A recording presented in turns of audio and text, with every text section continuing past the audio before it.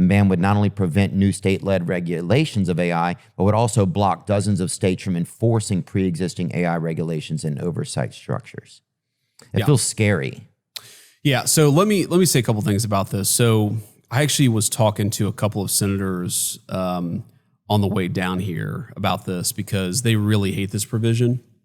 And they actually we brought them on because it's Bill Hagerty and Marsha Blackburn, great people. They represent the state of Tennessee. So they don't like this provision. Mm-hmm. And they brought up a really interesting point. It's because, so Tennessee obviously has a lot of musicians, right? Mm-hmm.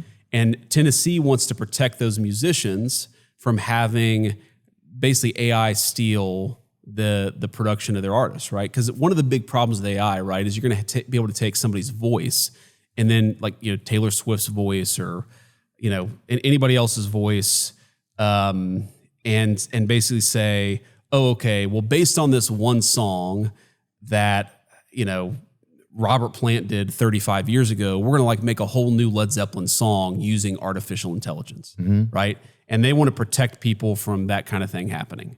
So that's a totally reasonable point to me. The reason that provision is in there is because you think about how like woke the Google searches got. Remember when you like search, what does George Washington look like? And it'd show you like a picture of a black dude. Oh yeah. And or like a little Japanese George Washington or something. So the idea is you basically have a federal regulation that prevents